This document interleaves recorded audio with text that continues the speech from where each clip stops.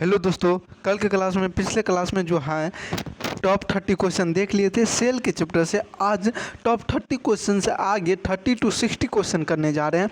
तो आप सभी अभी तक नहीं जुड़े हैं तो जुड़ जाइए। और क्लास शुरुआत करने से पहले आप सभी को इन्फॉर्म कर दिया जाए कि इस चैनल के माध्यम से बीएससी नर्सिंग जो भी स्टूडेंट 2026 के लिए प्रिपरेशन कर रहे हैं उनके लिए ये सारे जो है ना, ये सारे जितना आप सभी को दिखने को मिलता होगा ये सारे आप सभी को फ्री में मिलेगा। क्या ये जो बैच है फ्री में है? किसके लिए? जो भी स्टूडेंट 2026 में बीएससी नर्सिंग एंट्रेंस एग्जाम दे रहे हैं और साथ में जो भी स्टूडेंट पैरामेडिकल, पॉलिटेक्निक एवं अदर एएनएम जीएनएम का तैयारी करना चाहते हैं 2026 के लिए, उन सारे स्टूडेंटों के लिए इस चैनल के माध्यम से फ्री में क्लास लाया गया है। क्या फ्री में क्लास लाया गया है? फिलहाल में अभी नर्सिंग का क्लास चल रहा है और जल्द ही पैरामेडिकल के चलेगी। तो अभी जितने भी सारे स्टूडेंट तैयारी कर रहे हैं वो सारे इस चैनल के माध्यम से जुड़ जाइए और अपने दोस्तों तक इस चैनल को शेयर करिए और उनको जागरूक करिए कि इस चैनल के माध्यम से फ्री में कोर्स दिया जा रहा है। और क्या क्या मिलेगी? तो चैप्टर वाइज थ्योरी मिलेगी, chapter wise top 30 to 60 question मिलेगी, टॉप 5000 क्वेश्चन का महामैराथन क्लासेस चलेगी, PYQ 5 से 7 वर्षों की होगी, इनके बाद PDF बिल्कुल फ्री में होगी, टेलीग्राम ग्रुप में टेस्ट होगी, क्यूज डेली होगी। और ये क्यूज कब होगी? लगभग हर चैप्टर से, हर सब्जेक्ट से, PCB से, फिजिक्स केमिस्ट्री बायो से 5-5 चैप्टर ख़त्म हो जाएगी तब आप सभी का ग्रुप क्यूज होगा। क्या ग्रुप क्यूज होगा? जिसमें से हर दिन जो जो क्वेश्चन करवाया जा रहा है वो उसी क्वेश्चन आएगा। और जब PYQ करवाया जाएगा तो इस चैनल के माध्यम से तो आप सभी को पता लग सके कि हाँ जो पढ़े थे थ्योरी में वही हमको PYQ में देखने को मिलता है।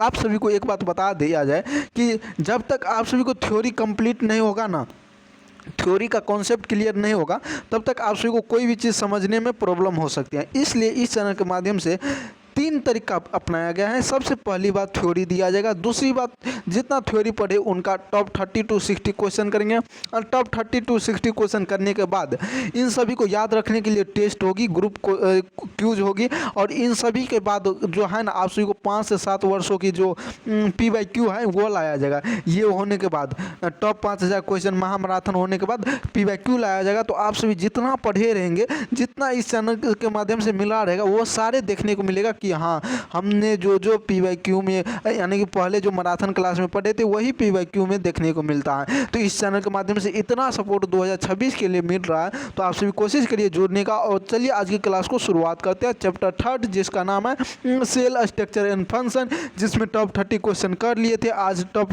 30 to 60 क्वेश्चन करने जा रहे हैं।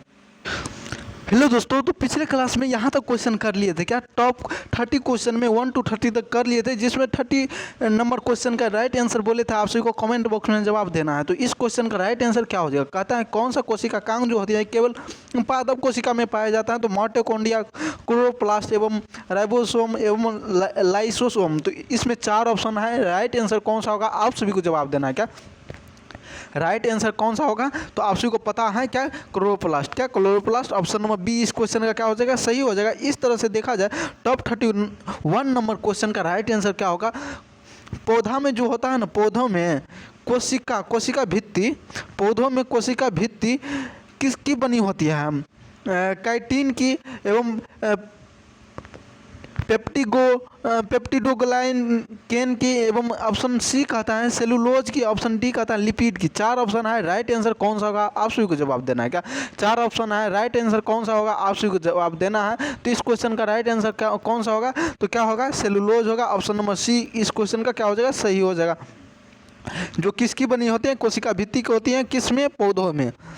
कैसा लग रहा है समझ के आप सभी कमेंट करके बताइए। इसके बाद देखने को मिलेगा कि पादप कोशिका में रिक्तिका का मुख्य कार्य क्या होता है? रिक्तिका आप सभी पढ़े थे थ्योरी में। क्या रिक्तिका पढ़े थे आप सभी थ्योरी में? तो इस क्वेश्चन का राइट आंसर बताइए क्या होगा? पादप कोशिका में रिक्तिका का मुख्य कार्य क्या होता है? पानी को और अवशिष्ट पदार्थ को भंडारण करके रखता है, या पदार्थ संश्लेषण का काम करती है, या प्रोटीन संश्लेषण का, या ऊर्जा उत्पादन का कार्य करती है? कौन? रिक्तिका। तो आप सभी को जवाब देना है राइट आंसर कौन सा होगा। क्या आप सभी को जवाब देना है राइट आंसर कौन सी होगी? तो ऑप्शन नंबर ए इस क्वेश्चन का क्या हो जाएगा? सही हो जाएगा। जो क्या करती है? पानी और अवशिष्ट पदार्थ का भंडारण करके रखता है। क्या भंडारण करके रखता है? कौन? जो रिक्तिका होता है वह। किसमें? तो पादप कोशिका में। ये काज होती है। आप सभी को कैसा लग रहा है समझ करके, और थ्योरी जो पढ़े थे उनसे क्या रिलेटेड आ रहा है या नहीं आ रहा है। थ्योरी का कॉपी बनाइए, क्वेश्चन का भी कॉपी मत बनाइए। क्वेश्चन जिसमें कहेंगे लिखने के लिए उसके लिए एक सेशन आएगी, बताया जाएगा कि A4 साइज का पेपर होता है। क्या A4 साइज का पेपर होता है, जिसमें आप सभी को 3 पार्ट में डिवाइड करना। कितना? 3 पार्ट में 1 to 15 या 30 तक क्वेश्चन लिखना। इनके बाद 1 to 15 तक क्वेश्चन लिखना। सेकेंड पार्ट में जो होती है या 16 to 30 तक लिखना, और अगले पार्ट में 31 to 60 तक लिखना। लेकिन जिस चैप्टर में 60 क्वेश्चन बताया जाता है उसमें इस तरह से बनाना, नहीं तो जिस चैप्टर से सिर्फ 30 क्वेश्चन बताया जा रहा है उसमें सिर्फ 2 पार्ट में डिवाइड करना, और 2 पार्ट में 1 to 15, 16 to 30 इतना करके लिखना। और इसको जो है ना अपने पास रखना, यानी कि अपने नज़दीक में रखना। जब भी देखने को मन करेगा तो ये टॉप 30 क्वेश्चन देख लेना, जिससे आप सभी को थ्योरी रिवाइज हो जाएगा। थ्योरी आप सभी को मात्र 3 से 4 बार रिवाइज करना था। कितने बार? लिख करके 3 से 4 बार रिवाइज करना। बाद बाकी आप सभी को क्वेश्चन पलट के देखना है, उसी से आप सभी का रिवाइज हो जाएगा। इतना आप सभी का गारंटी ले सकते हैं। तो इस क्वेश्चन का राइट आंसर आप सभी बताइए। कहता है कि झिल्ली वृद्ध कोशिकांग किस कोशिका में अनुपस्थित होते हैं? पादप कोशिका, जंतु कोशिका, प्रोकैरियोटिक कोशिका एवं यूकैरियोटिक कोशिका। आप सभी प्रोकैरियोटिक और यूकैरियोटिक 2 बार पढ़े हुए हैं, एक सेल में एवं प्लांट एवं एनिमल्स चैप्टर में पढ़े थे। तो इस क्वेश्चन का राइट आंसर बताइए क्या हो जाएगा? झिल्ली वृद्ध जो होती है कोशिकांग किस कोशिका में अनुपस्थित होता है? तो राइट आंसर कौन सा होगा आप सभी बताइए। क्या राइट आंसर कौन सा होगा? प्रोकैरियोटिक होगा। ऑप्शन नंबर सी इस क्वेश्चन का क्या हो जाएगा? सही हो जाएगा। प्रोकैरियोटिक जो किस में होती है? कोशिका में अनुपस्थित होता है। किसमें? झिल्लीबंद कोशिकांग में। इसके बाद आप सभी को देखने को मिलेगा डीएनए जो होता है वो कहाँ पाया जाता है? केंद्रक, माइटोकॉन्ड्रिया, क्लोरोप्लास्ट एवं उपयुक्त सभी। तो डीएनए कहाँ कहाँ पाया जाता है आप सभी थ्योरी में पढ़े थे, और आप सभी अपने 10th 12th में पढ़े होंगे डीएनए कहाँ पाया जाता है। तो राइट आंसर आप सभी को जवाब देना है। क्या राइट आंसर आप सभी को जवाब देना है? तो यह जो होती है कहाँ कहाँ पाया जाता है? तो उपयुक्त सभी में पाया जाता है। केंद्रक में भी पाया जाता है, माइटोकॉन्ड्रिया में भी पाया जाता है, क्लोरोप्लास्ट में भी पाया जाता है। कौन? डीएनए। कहाँ पाया जाता है डीएनए? केंद्रक, माइटोकॉन्ड्रिया एवं क्लोरोप्लास्ट, जो इन सारे में डीएनए पाया जाता है। इन तीनों में जो है डीएनए पाया जाता है।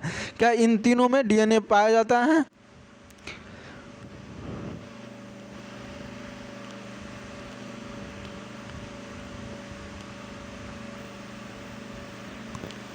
और अगला क्वेश्चन आप सभी के सामने है। कहता है कौन सा कोशिका प्रोटीन और लिपिड से संश्लेषण में मदद करता है? गोल्गी काय, राइबोसोम एवं एंडोप्लाज्मिक रेटिकुलम एवं ऑप्शन डी है लाइसोसोम। तो राइट आंसर कौन सा होगा आप सभी को जवाब देना है। क्या राइट आंसर कौन सा होगा? आपके सामने क्वेश्चन है, राइट आंसर जवाब देना है। कहता है कौन सा कोशिकांग होती है जो प्रोटीन और लिपिड के संश्लेषण में मदद करता है? राइट आंसर आपके पास है, क्वेश्चन है और राइट आंसर जवाब देना है। तो कौन सा हो जाएगा? ऑप्शन नंबर सी हो जाएगा। कहता है answer endoplasmic reticulum. Option number C जो होती है प्रकाश संश्लेषण में क्या करती है? मदद करती है। किसके? प्रोटीन और लिपिड के। इनके बाद देखने को मिलेगा ये सेल चैप्टर है तो सिर्फ सेल से क्वेश्चन आएगी। अगले जैसे आप सभी को क्या बताया गया था चैप्टर वाइज, क्या चैप्टर वाइज क्वेश्चन आएगी। क्या टॉप 30 क्वेश्चन आएगी चैप्टर वाइज। क्या आएगी? Top 30 question. टॉप 30 to 60 भी आ सकती है, टॉप 30 to 100 भी आ सकती है। ऐसा बात नहीं है, जो चैप्टर जैसा रहेगा वैसा आएगा, लेकिन मिनिमम 30 क्वेश्चन होगा ही होगा, चाहे वो छोटा चैप्टर हो चाहे वो बड़ा चैप्टर हो। Top 30 to 100 question, 60 question, 50 question आएगा ही आएगा। तो आज की क्लास आप सभी लास्ट तक बने रहिएगा। जितना थ्योरी में पढ़े होंगे उतना आप सभी को अभी रिवाइज हो जाएगा। अभी तक आप सभी थ्योरी क्लास नहीं किया है तो थ्योरी क्लास का प्लेलिस्ट बन गया। आप सभी को इतना सपोर्ट इस चैनल के माध्यम से मिल रहा है। तो ये जो आप सभी बात कर रहे हैं कि कौन सा बोर्ड के लिए है, ये सारे बोर्ड के लिए है। चाहे आप यूपी, झारखंड, बिहार कहीं से बिलोंग करते हैं तो ये क्लास कर सकते हैं। दिल्ली, राजस्थान, छत्तीसगढ़, उड़ीसा कहीं से भी बिलोंग करते हैं ना। बीएससी नर्सिंग का सिलेबस सेम है, वैसा नहीं है कि अलग अलग स्टेट का अलग अलग है, सारा का सेम है। अगर आप सभी को क्वेश्चन कोई भी दिया जा रहा है जो थ्योरी दिया रहा है आप सभी को पढ़ा हुआ ही दिया जा रहा है, क्या पढ़ा हुआ ही दिया जा रहा है। और PYQ आएगा, उसमें जो आप सभी जो नहीं पढ़े होंगे उसमें रिवाइज होगा। टॉप 5000 क्वेश्चन आएगी, आप सभी को उसमें नया नया क्वेश्चन देखने को मिलेगा। तो आप सभी अभी से लेकर के बने रहिए इस चैनल के माध्यम से। 2026 में आप सभी को जब तक एडमिशन नहीं हो जाता है कॉलेज में, 2026 में जब तक एडमिशन आपके कॉलेज में नहीं हो सकता है, तब तक आप सभी को इस चैनल के माध्यम से सपोर्ट मिलते रहेगा। तो कहता है किस कोशिकांग में हाइड्रोलिपिटिक एंजाइम होता है, क्या हाइड्रोलिपिटिक एंजाइम होता है? राइबोसोम में, माइटोकॉन्ड्रिया में, लाइसोसोम में एवं ऑप्शन डी है लॉजिकाई में। तो 4 ऑप्शन है, राइट आंसर कौन सा होगा आप सभी को जवाब देना है। क्या 4 ऑप्शन है, राइट आंसर कौन सा होगा आप सभी को जवाब देना है। तो राइट आंसर इस क्वेश्चन का क्या हो जाएगा? लाइसोसोम हो जाएगा। ऑप्शन नंबर सी इस क्वेश्चन का क्या हो जाएगा? सही हो जाएगा, लाइसोसोम। इस तरह से देखा जाए अगला क्वेश्चन कहता है राइबोसोम कहाँ पाया जाता है? क्या राइबोसोम जो होती हैं वो कहाँ पाई जाती हैं? राइट आंसर आप सभी जवाब दीजिए। क्वेश्चन का ऑप्शन कहता है केंद्रक कोशिका द्रव्य में। ऑप्शन बी कहता है केवल खुरदुरे एंडोप्लाज्मिक रेटिकुलम में पर। और ऑप्शन सी कहता है कोशिका द्रव्य और खुरदुरे एंडोप्लाज्मिक रेटिकुलम, RER का मतलब हुआ, और इनके बाद दोनों में और केवल माइटोकॉन्ड्रिया में। राइट आंसर कौन सा होगा आप सभी को जवाब देना है। कोशिका द्रव्य में, और इस तरह से ऑप्शन अगला दिया है RER का मतलब होता है खुरदुरे एंडोप्लाज्मिक रेटिकुलम। तो राइट आंसर कौन सा होगा आप सभी बताइए। 4 ऑप्शन है आपके सामने, राइट आंसर कौन सा होगा आप सभी को जवाब देना है। क्या राइट आंसर कौन सा होगा आप सभी को जवाब देना है। तो इस क्वेश्चन का राइट आंसर कौन हो जाएगा? ऑप्शन नंबर सी इस क्वेश्चन का राइट आंसर हो जाएगा। क्या राइट आंसर हो जाएगा जो ऑप्शन है कोशिका द्रव्य और RER दोनों में पाई जाती है। मतलब RER का फुल फॉर्म आप सभी लिख लीजिए, खुरदुरे एंडोप्लाज्मिक रेटिकुलम। इस तरह से देखा जाए नया क्वेश्चन कहता है केंद्रक के जो अंदर होती है ना, केंद्रक के अंदर पाया जाने वाला तरल पदार्थ क्या कहलाता है? साइटोप्लाज्म,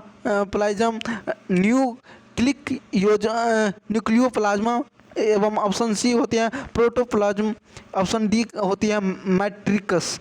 तो 4 ऑप्शन है, राइट आंसर कौन सा होगा आप सभी को जवाब देना है। क्या 4 ऑप्शन है, राइट आंसर कौन सा होगा आप सभी को जवाब देना है। तो क्वेश्चन आप सभी फिर से समझिए।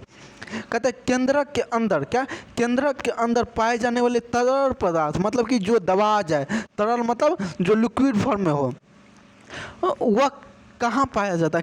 क्या कहलाता है? क्या पदार्थ जो तरल पदार्थ होती है वो क्या कहलाती हैं? 4 ऑप्शन है, राइट आंसर आप सभी को जवाब देना है। तो राइट आंसर कौन सा हो जाएगा? ऑप्शन नंबर बी हो जाएगा, जो क्या कहती है न्यूक्लियोप्लाज्म। क्या न्यूक्लियोप्लाज्म। इस तरह से देखा जाए ये क्या होती है? तरल अवस्था में रहती है, किसमें? केंद्रक में। इस तरह से देखा जाए क्रोमेटिन धागे जो होती है कहाँ पाए जाते हैं?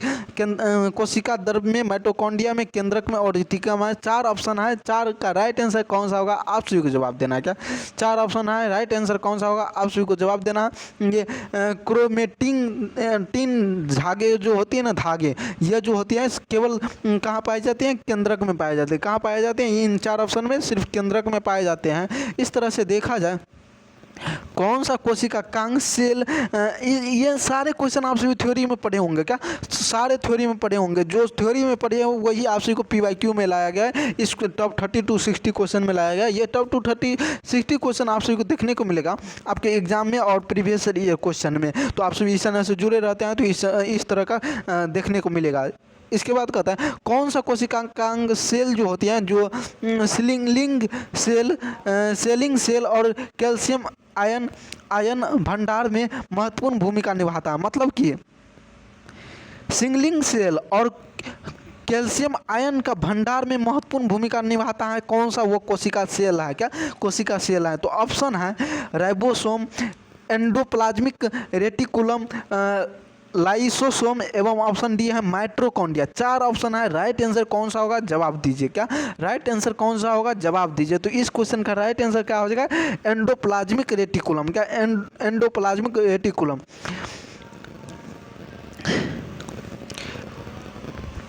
और ऑप्शन क्वेश्चन 41 कहता है 41 नंबर, गोल्जी काय किससे मिलकर बना होता है। आप सभी थ्योरी में पढ़े थे गोल्जी काय किससे मिलकर बना होता है। तो ऑप्शन है नलिकाओं का एक नेटवर्क द्वारा, ऑप्शन बी होते हैं सिस्टर नियो के ढेर से, एवं ऑप्शन सी कहते हैं छोटी थैली जैसी संरचना से, ऑप्शन डी कहते हैं गोलाकार पुटिकाए से। 4 ऑप्शन है, राइट आंसर कौन सा हो जाएगा आप सभी को जवाब देना है। क्या राइट आंसर कौन सा हो जाएगा आप सभी को जवाब देना है। तो इस क्वेश्चन का राइट आंसर कौन सा हो जाएगा, ऑप्शन नंबर बी क्या कहते हैं सिस्टरनेंस के ढेर से, क्या सिस्टरनियो के ढेर से, क्या सिस्टरनियो के ढेर से बनी होती है कौन, गोल्जी काय। इस तरह से देखा जाए 42 नंबर क्वेश्चन कहता है कोशिका झिल्ली के संरचना का वर्णन। क्या कोशिका झिल्ली जो होती है, कोशिका झिल्ली उसका संरचना का वर्णन जो होती है करने वाले सबसे अच्छी तरह से स्वीकृत मॉडल में कौन सा है, क्या कौन सा है, उसका नाम क्या है। सैंडविच मॉडल, ऑप्शन बी कहता है तरल मोज़ेक मॉडल जिसको फ्लूइड मोज़ेक मॉडल बोलते हैं, ऑप्शन सी कहता है इकाई झिल्ली मॉडल, ऑप्शन डी कहते हैं नॉन ऑफ दीज मतलब कोई नहीं। तो राइट आंसर कौन सा हो जाएगा आप सभी को जवाब देना है। क्या राइट आंसर कौन सा हो जाएगा आप सभी को जवाब देना है। तो इसमें जो राइट आंसर जो होती है तरल मोज़ेक मॉडल हो जाएगा, ऑप्शन नंबर बी हो जाएगा। क्या तरल मोज़ेक मेथड हो जाएगा, ऑप्शन नंबर बी। इस तरह से देखा जाए राइट आंसर कोशिका झिल्ली में मुख्य रूप से क्या होता है, कोशिका झिल्ली में मुख्य रूप से क्या होता है, कार्बोहाइड्रेट होता है या लिपिड, प्रोटीन होता है, केवल प्रोटीन केवल लिपिड। 4 ऑप्शन है, राइट आंसर क्या होगा जवाब देना है। क्या 4 ऑप्शन है, राइट आंसर कौन सा होगा जवाब देना है। क्या 4 ऑप्शन है, राइट आंसर कौन सा होगा आप सभी को जवाब देना है। और जो है कोशिका झिल्ली का मुख्य रूप से क्या होता है, यह क्या यानी कि कोशिका झिल्ली जो होती है मुख्य रूप से क्या होता है, तो लिपिड और प्रोटीन दोनों होता है। क्या कोशिका झिल्ली में लिपिड और प्रोटीन दोनों होता है। इस तरह से देखा जाए 42 नंबर क्वेश्चन देखने को मिलेगा कोशिका द्रव में पाए जाने वाले माइटोकॉन्ड्रिया, गोल्जी काय आदि सामूहिक रूप से क्या कहते हैं। क्या इन सारे को यानी कि माइटोकॉन्ड्रिया, गोल्जी काय आदि को सामूहिक रूप से क्या बोला जाता है, प्रोटोप्लाज्म, कोशिका कांग, केंद्रक, जीवदार। 4 ऑप्शन है, राइट आंसर कौन सा होगा जवाब देना है। क्या राइट आंसर कौन सा होगा जवाब देना है। तो इस क्वेश्चन का राइट आंसर कौन सा हो जाएगा, कोशिका कांग जो किस में होता है, कोशिका द्रव में पाई जाती है, किसके रूप में, माइटोकॉन्ड्रिया और गोल्जी काय के रूप में पाई जाती हैं। कौन सा, ऑप्शन नंबर बी कोशिका कांग।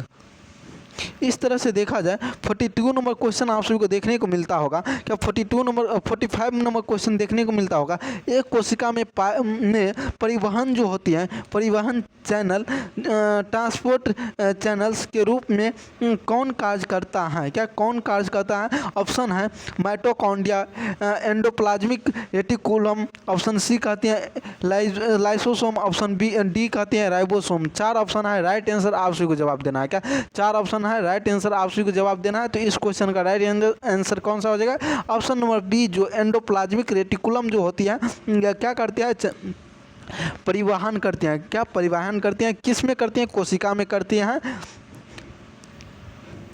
क्या करती है, कार्य करती हैं, क्या करती हैं, जो परिवहन होता है ये दौड़ते रहता है, परिवहन मतलब चलना। कौन सा कोशिका कांग वसा और प्रोटीन संग्रह, संशोधन और पैकेजिंग के लिए जिम्मेदार हैं। ऑप्शन कहती है संशोधन पैकेजिंग के लिए जिम्मेदार है कौन सा, और एंडोप्लाज्मिक रेटिकुलम, गोल्जी काय, लाइसोसोम, ऑप्शन डी कहते हैं लाइबोसोम। 4 ऑप्शन है, राइट आंसर जवाब देना। क्या राइबोसोम, ऑप्शन 4 है, राइट आंसर कौन सा होगा आप सभी को जवाब देना है। कहता है क्या चीज़ कि कोशिका कांग में वसा, प्रोटीन संग्रह जैसे संशोधन और पैकेजिंग के लिए जिम्मेदार कौन सा होता है। क्या पैकेजिंग के लिए जिम्मेदार कौन सा होता है, तो गोल्जी काय जो होती हैं, गोल्जी काय ऑप्शन नंबर बी जो क्या करती हैं, संशोधन करती हैं, पैकेजिंग करता है, किसको, वसा को और प्रोटीन को। क्या वसा को और प्रोटीन को। कौन जिम्मेदार रहता है? गोल्जी का है। आप सभी को ये क्वेश्चन कैसा लग रहा है देखने के बाद आप सभी कमेंट करके जरूर बताएं। इस क्वेश्चन का राइट आंसर क्या हो जाएगा आप सभी जरूर बताएं। कहता है निम्नलिखित में से कौन सा कोशिकांग केवल जंतु कोशिका में पाए जाते हैं? ऑप्शन है माइटोकॉन्ड्रिया, केंद्रक, ऑप्शन सी कहती है सेंट्रोसोम, ऑप्शन डी कहती है राइबोसोम। 4 ऑप्शन है, राइट आंसर कौन सा होगा? कहता है निम्नलिखित में से कौन सा कोशिकांग केवल जंतु कोशिका में पाया जाता है? क्या कौन सा वैसा कोशिका है जो केवल जंतु में पाए जाते हैं? राइट आंसर कौन सा होगा? जवाब देना है। क्या राइट आंसर कौन सा होगा? जवाब देना है। क्या राइट आंसर कौन सा है? जवाब देना है। जो है केवल जंतु में पाए जाते हैं, जो वह ऑप्शन नंबर सी है सेंट्रोसोम। क्या सेंट्रोसोम क्या है? सेंट्रोसोम जो केवल जंतु में पाए जाते हैं कोशिका। इनके बाद देखा जाए 48 नंबर क्वेश्चन जो कहता है क्लोरोप्लास्ट का अंग हरा क्यों होता है? क्या क्लोरोप्लास्ट का जो रंग होता है पौधे की पत्तियां का रंग वो हरा क्यों होती है? राइट आंसर कौन सा होगा? जवाब दीजिए। ऑप्शन कहता है क्लोरोफिल की उपस्थिति के कारण, हीमोग्लोबिन की उपस्थिति के कारण, कैरोटीन की उपस्थिति के कारण, जैथियोफिल की उपस्थिति के कारण। आपके पास 4 ऑप्शन है, राइट आंसर कौन सा होगा? जवाब देना है। क्या 4 ऑप्शन है, राइट आंसर कौन सा होगा? जवाब देना है। तो ये जो होता है क्लोरोप्लास्ट, ये आप सभी जानते हैं क्लोरोफिल की उपस्थिति के कारण पत्तियाँ क्या होती हैं? हरा होती हैं। आप सभी पहले से भी पढ़े हुए हैं। क्या पहले से भी पढ़े हुए हैं? तो इस क्वेश्चन का राइट आंसर बताइए कौन सा हो जाएगा?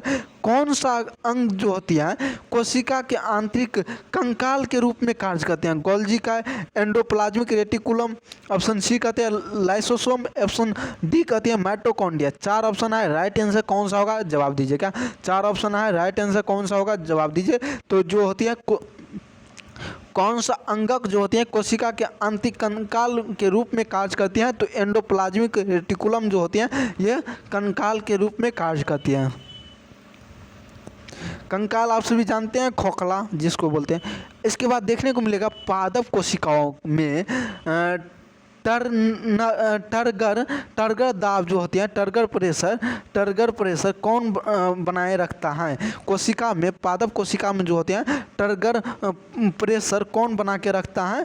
ऑप्शन ए कहता है कोशिका भित्ति, ऑप्शन बी कहते हैं कोशिका झिल्ली रिक्तिका और ऑप्शन डी कहता है केंद्रक। 4 ऑप्शन है, राइट आंसर कौन सा होगा? जवाब देना है। क्या 4 ऑप्शन है, राइट आंसर कौन सा होगा? जवाब देना है। तो इस क्वेश्चन का राइट आंसर कौन सा हो जाएगा?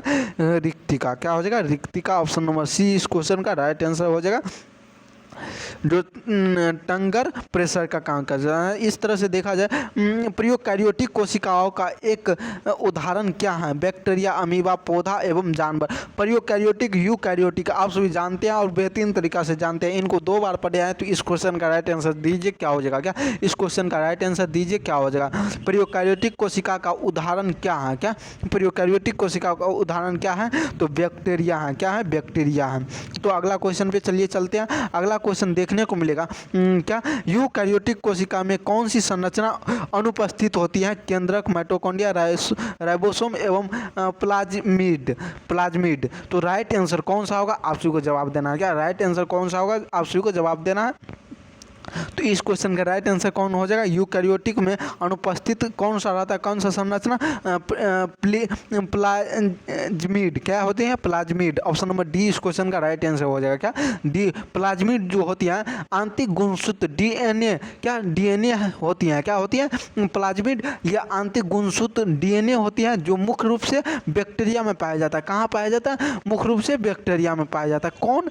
प्लाज्मिड। क्या प्लाज्मिड जिसके अंतर्गत कौन आता है? डीएनए आता है। क्या डीएनए जिसमें बैक्टीरिया में आनुवांशिक सामग्री। क्या बैक्टीरिया में आनुवांशिक सामग्री जेनेटिक मटेरियल कहाँ स्थित होता है? क्या कहाँ स्थित होता है? केंद्रक में, माइटोकॉन्ड्रिया में, न्यूक्लियोइड में एवं ऑप्शन डी होते हैं प्लाज्मिड में। तो इस क्वेश्चन का राइट आंसर क्या हो जाएगा? आप सभी जवाब दीजिए। क्या इस क्वेश्चन का राइट आंसर क्या हो जाएगा? आप सभी जवाब दीजिए। तो इस क्वेश्चन का राइट आंसर कौन सा हो जाएगा? न्यूक्लियोइड में। क्या न्यूक्लियोइड में। ऑप्शन नंबर सी इस क्वेश्चन का क्या हो जाएगा? सही हो जाएगा। क्या ये जो होती है न्यूक्लियोइड ये प्रोकैरियोटिक कोशिका में होती हैं। क्या प्रोकैरियोटिक कोशिका में होती हैं जो बिना किसका होती है? कोशिका झिल्ली की होती हैं। जो डीएनए एक कोशिका झिल्ली के बने होते हैं, क्या कोशिका झिल्ली जैसे बिखरा हुआ रहता है। आप सभी पढ़े हुए थे प्रोकैरियोटिक में कि कोशिका झिल्ली में बिखरा हुआ रहता है। क्या डीएनए जो होती है कोशिका झिल्ली में बिखरा हुआ रहता है, किस में? प्रोकैरियोटिक में, जिसे क्या कहते हैं? न्यूक्लियोइड कहते हैं। क्या कहते हैं? न्यूक्लियोइड। और इस तरह से देखा जाए ऑप्शन क्वेश्चन नंबर 54, माइटोकॉन्ड्रिया को कोशिका का ऊर्जा घर कहा जाता है क्योंकि यह भोजन को संश्लेषित करता है, क्योंकि यह अवशिष्ट पदार्थ को निपटान करता है, और ऑप्शन सी कहते हैं क्योंकि यह श्वसन द्वारा एटीपी ऊर्जा जिसको बोलते हैं उत्पन्न करती है। ऑप्शन डी कहते हैं क्योंकि यह प्रोटीन का संश्लेषण करता है। 4 ऑप्शन है, राइट आंसर कौन सा होगा? आप सभी को जवाब देना है। क्या 4 ऑप्शन है, राइट आंसर कौन सा होगा? आप सभी को जवाब देना है। जो माइटोकॉन्ड्रिया जो होती हैं उसको कोशिका का ऊर्जा घर क्यों कहा जाता है? तो क्योंकि वह क्या करते हैं? श्वसन द्वारा एटीपी को उत्पन्न करती है। क्या श्वसन के द्वारा एटीपी को उत्पन्न करते हैं, ऊर्जा को उत्पन्न करती हैं, इसीलिए माइटोकॉन्ड्रिया को ऊर्जा घर कहा जाता है। इस तरह से देखा जाए 55 नंबर क्वेश्चन कहता है जंतु कोशिका में कौन सा अंगक जो होती है लाइसोसोम का निर्माण में मदद करता है? राइबोसोम, गोल्गी काय, माइटोकॉन्ड्रिया एवं ऑप्शन डी कहता है एंडोप्लाज्मिक रेटिकुलम। 4 ऑप्शन है, राइट आंसर कौन सा हो जाएगा? आप सभी को जवाब देना है। क्या 4 ऑप्शन है, राइट आंसर कौन सा हो जाएगा? आप सभी को जवाब देना है। तो इस क्वेश्चन का राइट आंसर कौन सा हो जाएगा? गोल्गी काय। क्या गोल्गी काय जंतु कोशिका में कौन सा अंगक लाइसोसोम का निर्माण करता है? तो गोल्गी काय करता है। कौन करता है? गोल्गी काय करता है लाइसोसोम का निर्माण। इस तरह से देखने को मिलेगा 56 नंबर क्वेश्चन जो कहती है कोशिका झिल्ली की मोटाई जो होती है लगभग कितनी होते हैं? 10 mm, 10 नैनोमीटर, 7.5 नैनोमीटर एवं 1.1 नैनोमीटर एवं 100 नैनोमीटर। 4 ऑप्शन है, राइट आंसर कौन सा होगा? आप सभी को जवाब देना है। क्या राइट आंसर कौन सा होगा? जो डेसिमल वाले हैं वो आप सभी को देखने को मिलता होगा। ऑप्शन नंबर बी जो होती है 7.5 नैनोमीटर, ये हो जाएगा। क्या कोशिका झिल्ली की मोटाई का लगभग होती है कितना होती है? 7.5। इसके बाद देखने को मिलेगा 57 नंबर क्वेश्चन किसका द्रव जो होती है कोशिका द्रव में जीवित पदार्थ कहलाता है? क्या जीवित पदार्थ क्या कहलाती है? जीव द्रव कहलाता है, साइटोप्लाज्म कहलाता है या न्यूक्लियो? इसके बाद जो है ना यह चैप्टर के बाद पहले ये क्वेश्चन सुन लीजिए, इसके बाद बताया जाएगा। न्यूक्लियो प्लाज्म एवं ऑप्शन डी कहता है साइटोसेल। इस क्वेश्चन का राइट आंसर कौन सा हो जाएगा? आप सभी जवाब दीजिए। तो इस क्वेश्चन का राइट आंसर कौन सा हो जाएगा? जीव द्रव जो होती है कोशिका द्रव में जीवित पदार्थ के रूप में रहता है। क्या जीवित पदार्थ के रूप में रहता है।